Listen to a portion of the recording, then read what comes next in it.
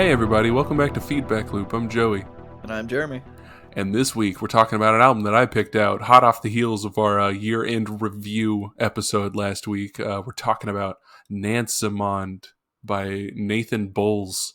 I hope I'm pronouncing that correctly because it actually is the name of a Native American, like a federally recognized Native American tribe in Virginia. So, sorry. If we mispronounce it, no one will know because nobody listens. But yeah, if someone does listen, let us know. Let us know if we did it right or wrong, and we'll correct it somehow.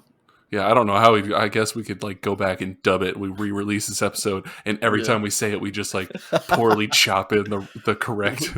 No, the trick is that we're never going to say it again, so we only have to edit it the once. Anyways, you mentioned last week we did the year in review. I just want to plug ourselves, I guess. Go listen to that episode if you're into top 5 lists. We had a good time recording it. There were a lot of good albums last year, and since then I've listened to one. I think one album that Joey put on his list. I'm bad at this, but and found it really, really interesting and entertaining, which was the Panopticon album. Oh yeah, because you were like, Panopticon's crazy, whoa. Yeah, they're dank, I think is the word that I use. But yeah, so go check out that episode, and maybe you'll find some of our recommendations dank as well. Yeah, I like that Spirit Box album, so go check that out too. Yeah, people, do it all. Yeah. That's what we're here for. We're here for discovering music that we otherwise would not have discovered, and what better way than with this album? Yeah. And someone who so what was your background with this album? Have you heard this album before? I've heard it one time, and I don't know. I was kind of just listening to some. I think it was actually I was listening to Panopticon, and it kind of got me into some actual bluegrass. Is kind of where I went from that, and then this, I guess, just got recommended, and I was out raking leaves in my yard, and hell yeah, this just started. This just came on. I think it was Jonah. Track 3, I think it came on, and I was just I'll start this album from the beginning, and I just kind of I didn't fully pay attention to it or anything, but I just listened to it throughout while I was raking leaves. So figured we'd do it. Cool. This is I actually mention a very similar concept to raking leaves at some point in my notes, so that makes perfect sense to me. But we're gonna get into it because we're a podcast that prides ourselves on being succinct. We're not some sleepy lake bike club that just lists along. We're plowing through this year in 2022. Hell yeah. And that's why we're starting off talking about track number 1, Sleepy Lake Bike Club, which before we even start, is it a bike club located in a place called Sleepy Lake, or is it a sleepy lake bike club? You're riding bikes, those bikes that you ride on top of water that have the weird whirly pedals that you can. Are those called bikes? I don't know. I don't know what they would be called. They look like bikes. Yeah, I don't know. Do they? Yeah. Well, okay. I guess it depends on where. Not like a swan boat, like a pedal boat. Not like one of those. That was the kind of thing that I was thinking of. They make bikes that have these big hollow. They almost look like pontoon type wheels that you can ride on top of water. Interesting. I imagined it was the Sleepy Lake Bike Club. That's what I thought too. Not a Sleepy Lake Bike Club, because who the fuck has a lake bike club? Really weird people who are sleepy. But yeah, okay, we can start. What's your initial thoughts? Yeah, of this album, Jeremy? This starts off with some really deep South bluesy sliding banjo guitar. I'm assuming it's all banjo, but it also kind of had some guitar feel to it, just from the sliding of it. Felt kind of like a slide guitar. I'm not well versed in banjo music, and I know you are. You're a big fan of banjo. You have a banjo. I do. And you play it fairly well, from what I've heard. What? Well, thank you, but but yeah. So I don't know. It starts with this deep South bluesy thing that I was kind of into. I'm like, yeah, that's cool. It's bluegrass. I'm a fan of bluegrass music, but I never emphasized more on the instrumental side, I guess, of it as so far as this album does. But the song picks up. It's got this banjo. The thing that I like about the banjo playing on this album is that it kind of goes at a brisk walking pace is what I've used to describe it. It's not too fast. It's not blistering, shredding on the banjo, like dueling banjos or anything. It's just kind of it has a nice pace to it. It's not too fast. It's not too slow. But my big complaint with this album, and it's in this song specifically as well, is that I feel like after like 4 or 5 minutes, it's enough. I feel like I want more instruments or vocals or something to add some depth to it, because it kind of like it feels stagnant to me just listening to the same banjo kind of doing some, because to me a lot of this just sounds samey, Yeah. I guess, where the banjo doesn't really deviate a whole lot. It just sounds like banjo music, which is great for like some good like ambient background music, but for an album, for like listening to it song by song, it kind of like it got old quick for me, I think. So I'm going to go ahead and agree with you there. It does. It kind of go. I mean, yeah, this opening song is 8 minutes and 47 seconds, and Yeah. that's not an uncommon thing on this album, which is only 7 songs long. Like, Mm-hmm. there's some long fucking songs on this album, For and sure. it is like he does. I mean, he keeps a nice, steady. It's not a flashy pace whenever he's like doing the picking or anything, and it does like. I think there's some slide guitar going on behind the banjo, and there's also some kind of droning behind all of it that Yeah, I don't. it So kind of felt like a harmonica. yeah, like I didn't quite know what it was. I likened it to bagpipes, even though I know it's not a bagpipe. It just like That would be filled that awesome. void. Yeah, Bluegrass bagpipes. We should make that a band. dude, we should. Oh my god. Okay, we're checking that one. We're writing. I'm writing that down on my imaginary notepad. Yeah, yeah. But so one thing that I actually found out about Nathan Bowles is he's actually in several other bands, and Mhm. this after looking into this, it kind of something clicked about it. So Yeah. he's in another band called the Black Twig Pickers, and they're like I guess they're all like out of North Carolina, Virginia, the kind of an Appalachian area, Hmm. and that kind of informs a lot of their folksy, like kind of bluegrassy type sound here, and you can hear that a lot on here. But then he's also and has been in for much longer a drone music band called Interesting. Pelt.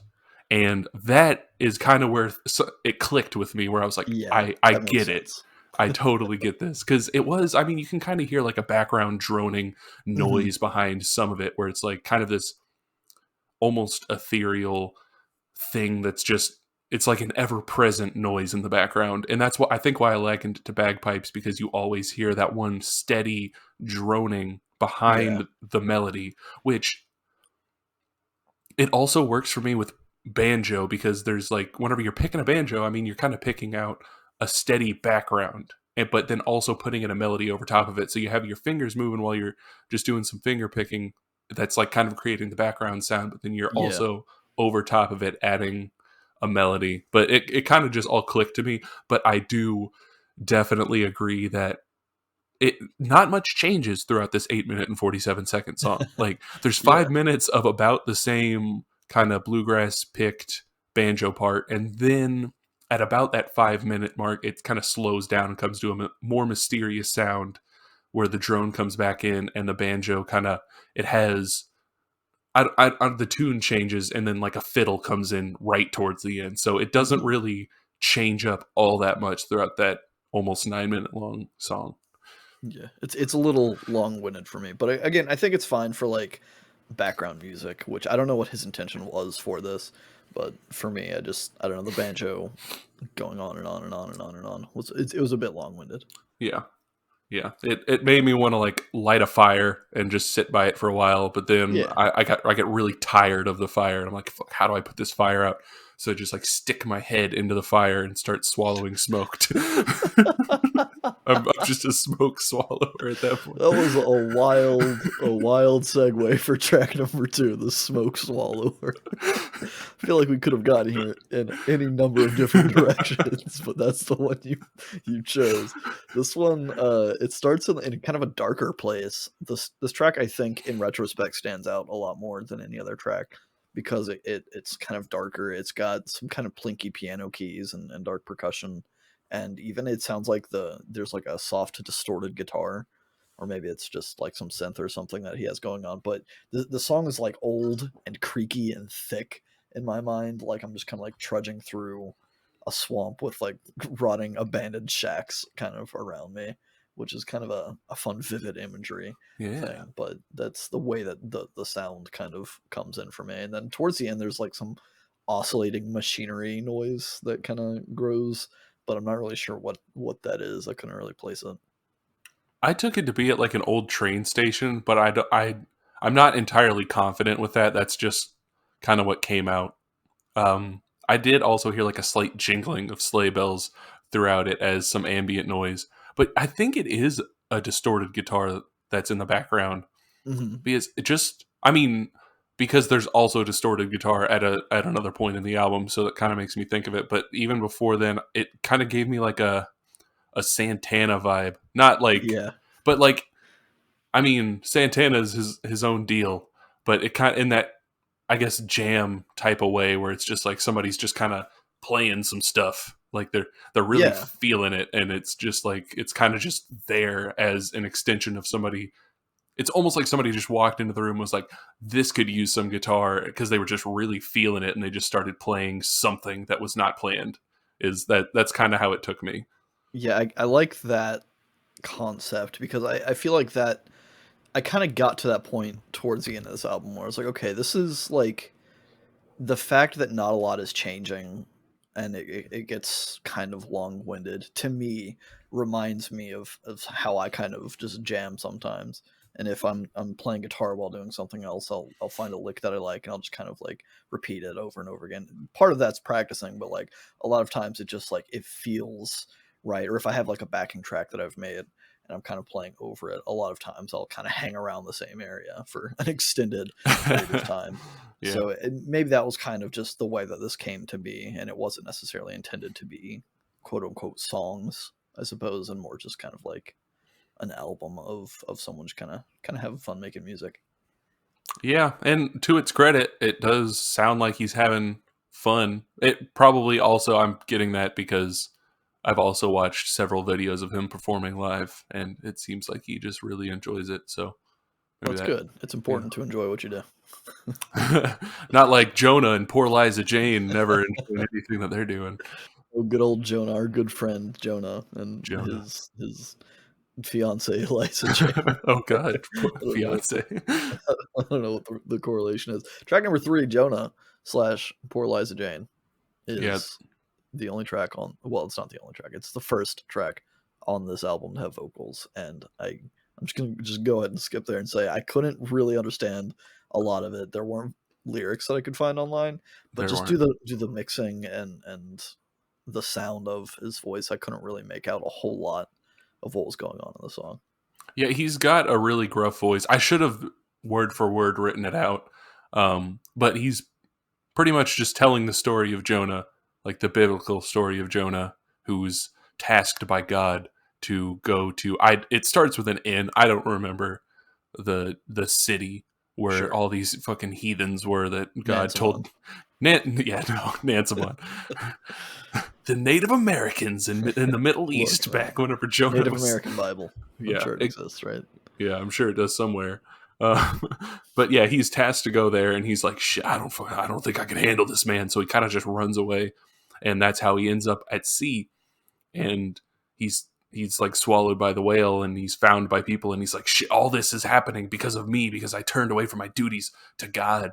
And that's like his lesson. And then he ends up going and preaching to the place. But That makes sense. it's just telling his story in a very kind of roundabout and theatrical way. Like I like his singing on here because he's got a really gruff voice.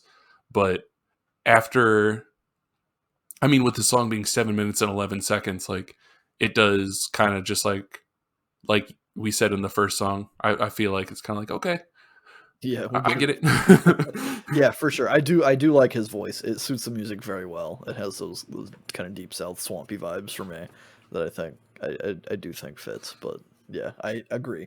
That is my biggest complaint throughout this whole album is that a lot of times the songs are very long-winded and unnecessarily long, I suppose. I will say that I mean the lyrics I guess aren't necessarily happy or anything, but the music itself, and I think this is something that I like about banjo and just bluegrass in general, is that no matter what the lyrics are, the music, something specifically about like banjos and fiddles together, Mm-hmm. it's It's no very matter. uplifting. Yeah, it's uplifting is the exact word I was going to use. So that's awesome. It's like there's all this mystique, especially around fiddles, where it's like the devil. Do you have a fiddle playing competition thing with the devil? Like the devil went down to Georgia, all that shit, Is there any context for the devil playing fiddle outside of that song? dude. I mean, I think it's just you're supposed to like. I think it's just a general music battle, but yeah, I mean, maybe there's some southern shit that I don't just know because Yeah. I'm a fucking northerner or whatever. And I mean, I guess I don't know. Are we? We're like in the middle. We're fucking We're nobody. Midwesterners. We're absolutely nobody in the grand scheme of things. So we don't. Exactly. But yeah, I don't know. It might be, but like, there's the whole Robert Johnson sold his soul to the devil for Yeah. everything. But that's He about my. didn't duel him. He didn't have a guitar duel Maybe with he the did. devil as I far. wasn't But there. you're I right. wasn't at the You're right. crossroads. I should fact check. Let me just drive on down to Chuckatuck and figure out what happened down there at the crossroads. Well, you're I probably went not gonna down to the crossroads. find shit in Chuckatuck because that's not. But you know what you will find in Chuckatuck? Track 4, Chuckatuck. Indeed, I will find that track in Chuckatuck. This one, I really like the intro to this. The way he plays the banjo, it kind of almost hits like an Eastern Asian vibe Yeah, with some of the bends and all of like quite empty space between notes and stuff. It's a very very vibey feel that I like, and then the banjo kind of kicks up and the song kicks in, and it has that kind of bright, happy, uplifting feeling, like you mentioned. It's still not like shredding or anything, just kind of that good walking pace that I mentioned. But yeah, this is where I called out the autumn feels, because there's some like ambient noise of someone walking through the woods. That, at least to me, that's what it was. They're like walking through the woods through like piles of like fallen leaves and stuff, giving this kind of autumn feel. Or perhaps they were raking leaves in the autumn. maybe it was me, and like we're in some sort of paradox, and Oh my somehow god. I was recorded in the future from when this album was made, and that's me raking those leaves on this. Is Maybe that what happened, Joey? I don't know, dude.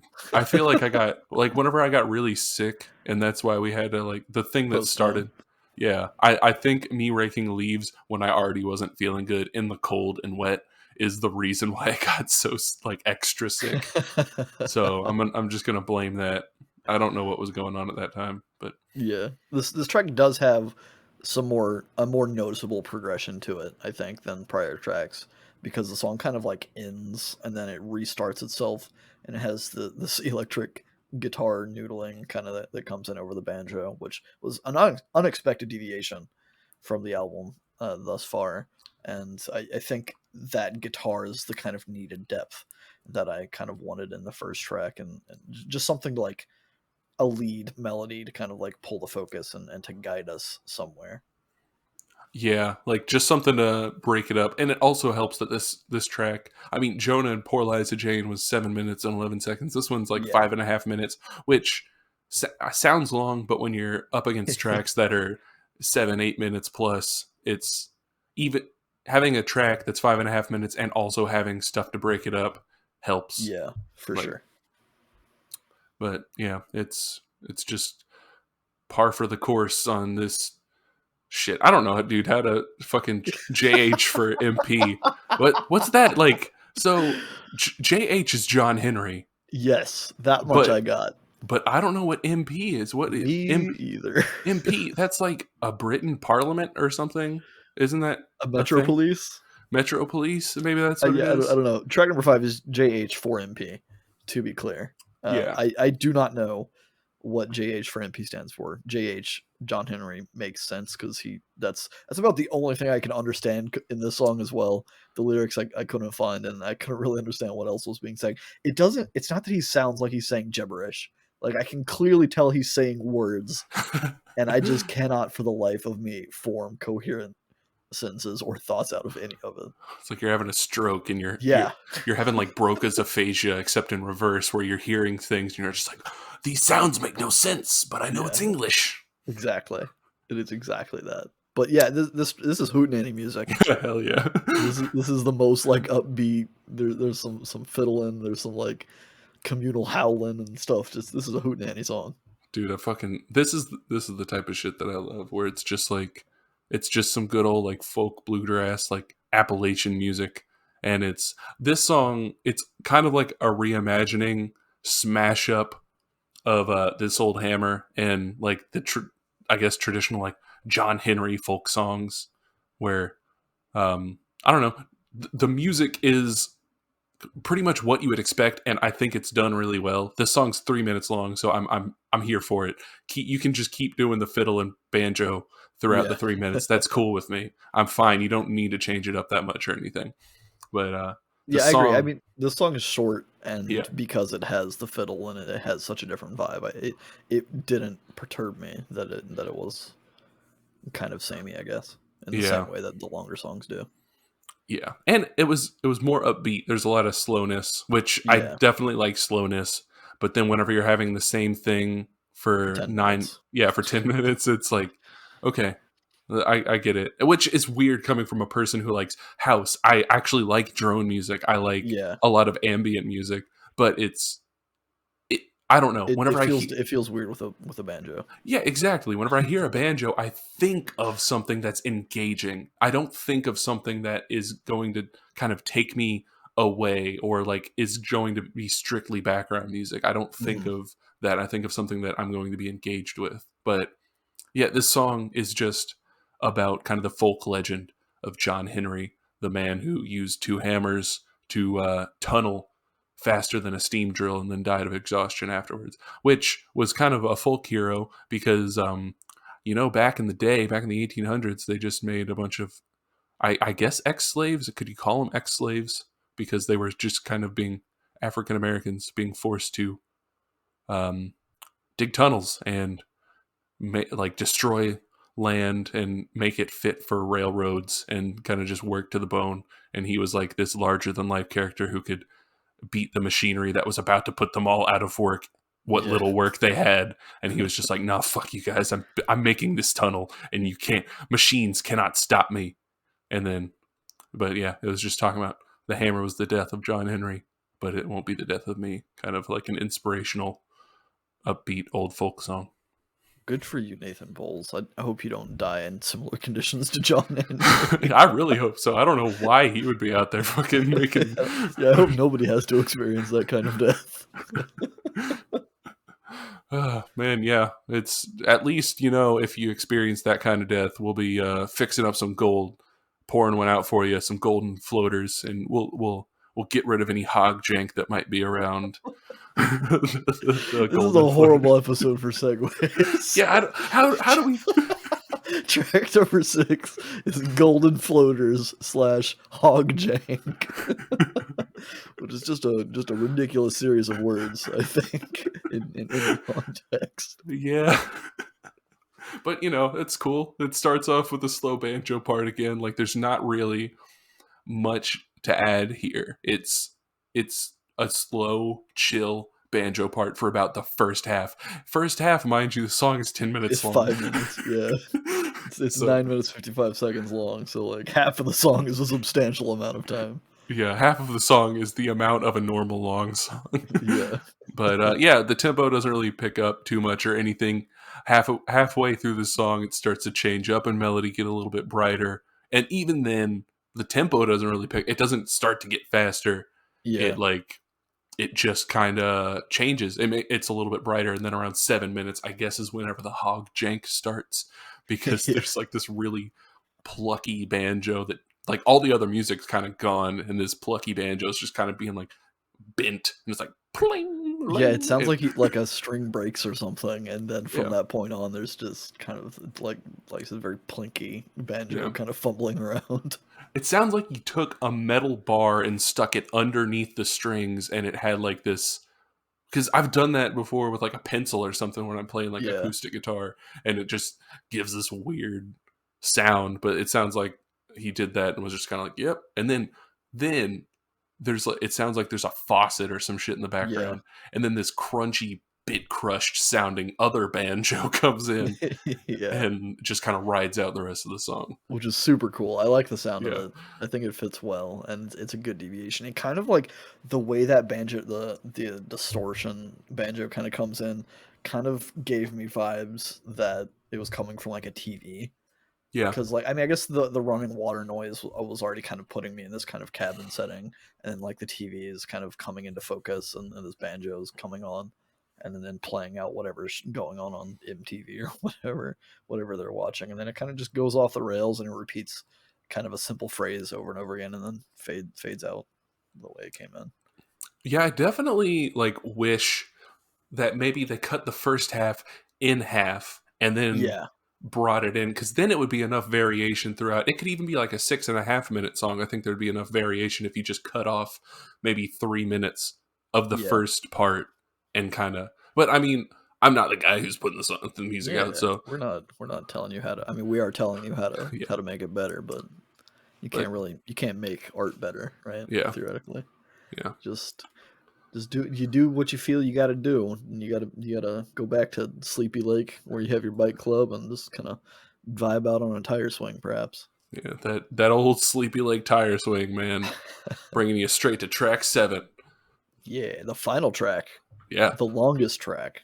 the longest We've track. talked a lot of long tracks on this album already. But this is the longest. This one's 10 minutes and 14 seconds long.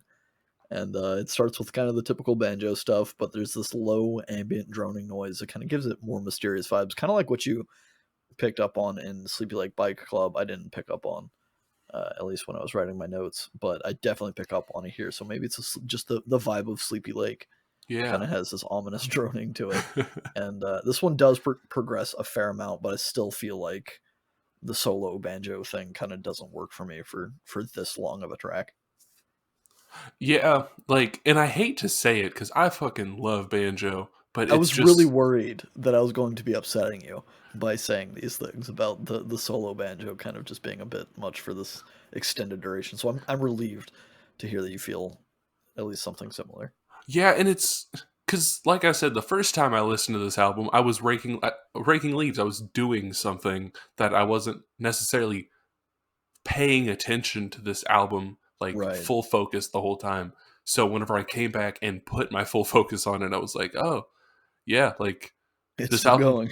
yeah, this album could have been like half the songs in this album could have been about half as long, Yeah. but it is what it is, man. This song, like, I do like this song, how it gets kind of spooky for a couple of minutes around like the 5 minute mark, but Hmm. then it kind of starts to go back. Like, there's just parts where I wish it was like you could have cut like 3 minutes out of the song, like in the last Easily. song, and it would have been better for it, I think. So, I but agree. I'm glad we're on the same page with this. This was a good experience. I like the sounds on this album. I don't have any real issue with the music itself, other than the tracks were a bit long. yeah, So yeah, same here. so good on you, Nathan Bowles. Maybe I'll check out some of your other drone music work or other band stuff. But it was overall positive experience, Yeah, I think, I, for I both of us. definitely want to check out his. I'm going to check out his other kind of bluegrassy, folksy band, but definitely Pelt, that drone band. Pelt. That'll That's a be. good band name. Yeah, it is. They coined it in '93 though, so like it's been taken for a while, which blew my mind. I was like, It's almost is 20 years ago. Wait, yeah, that's what? yeah, it's No, almost that's 30 years 30. ago. I can What the math. what the fuck, dude? That's insane. What are we listening to next week, Well, Jeremy? next week Before we get too we're old. we're doing an album by Amadou and Mariam called "Welcome to Mali." I have very little exposure to Amadou and Mariam, and I'll go into that next week as far as how I came upon them. But yeah, so I don't really know what to expect. I mean, obviously it's called Welcome to Mali. They're from Mali, which is like West Africa stuff. So it's going to be more world music, which I'm, if you haven't figured out by now, I'm kind of into exploring world music because we've done a few foreign albums, and I'm intrigued by it by listening to non-Western music. So yeah, we're gonna be doing that. Come back next week. Let us know what you thought of this episode of this album of Nansemond. Nathan Bowles, if you're listening, tell us that we're wrong. for thinking you should shorten your tracks. Yeah. Because I know you have a reason. I mean, it's what the art is. You put it out for the reason, but it's a little long-winded sometimes, man. Just a little, Just a little. Anyways, stay in our feedback loop. Bye.